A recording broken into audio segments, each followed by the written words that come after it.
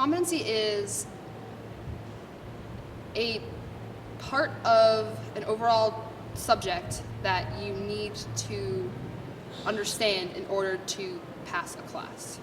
Well, the competencies for us at least, they're showing us in each class what each teacher wants us to learn and what they want us when we're learning about things, what we want to be thinking about and what they're actually grading us on. I imagine them as kind of like a further breakdown of grades. It's not like just getting a 96 in English. It's you got a 4 in essays in English, you got a 3 in poetry. It's a further breakdown of your grades so that not only you but also your parents and your teachers can further understand where you exceed and where you need to do more work. The big thing that I'm having trouble with is that if you get one grade, like at the final, and it brings that one competency down, you don't pass the class. But you could be high in every single other one, but that one competency, that's the part that I've had trouble with. It's very different from how it was in middle school. So in middle school we just have a overall grade, whereas now you have to pay attention to each specific competency because you might be failing one competency but passing another. So you have to pay a lot of attention to your overall grade, otherwise you might not actually get credit on the report card you think you're going to get. I think it should be explained by the teachers a little bit more elaborated by the teachers on how they work so that we can understand them a little bit better, because I feel that most students don't completely understand the competencies.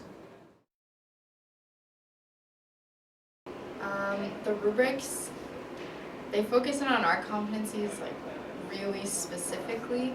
So each competency has its own set of rubrics. Like a ladder. You get one, great, you can move on to the other one. So in your mind, you can have this little check going off, go, oh, I did this, check, I did this, check. And it's easier because you can achieve your goals.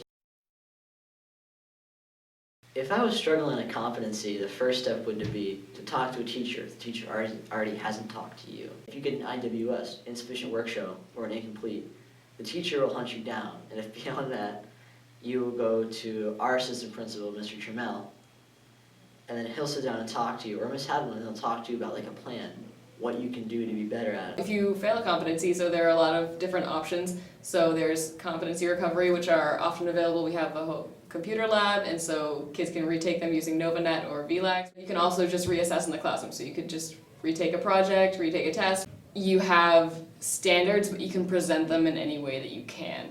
I mean, any way that you want to. So they'll be express that you know this knowledge to me, so that a kid could write an essay, make a PowerPoint, make a poster, and it's very open-ended like that. I think this is a very hard thing to accommodate, especially as a teacher in a classroom filled with kids who are at all different levels of the spectrum. There's obviously the good amount who are meeting and keeping up with the competencies, and there's those who are falling behind, but there's always a few who are, ready. They're confident. They've proved they're confident and they're ready to move on. What I like to have are just intelligent conversations, more in-depth conversations. If we're learning about integration in math, I want to learn the history of it. I want to learn about different applications of it, not just here's a problem, solve it, but ways to use it in real life. I want to be able to have those conversations with the teacher, maybe with other students who are in the same place.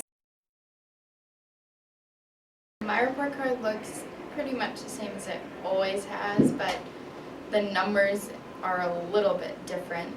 It's a little bit more specified as to what I can do and what I'm good at.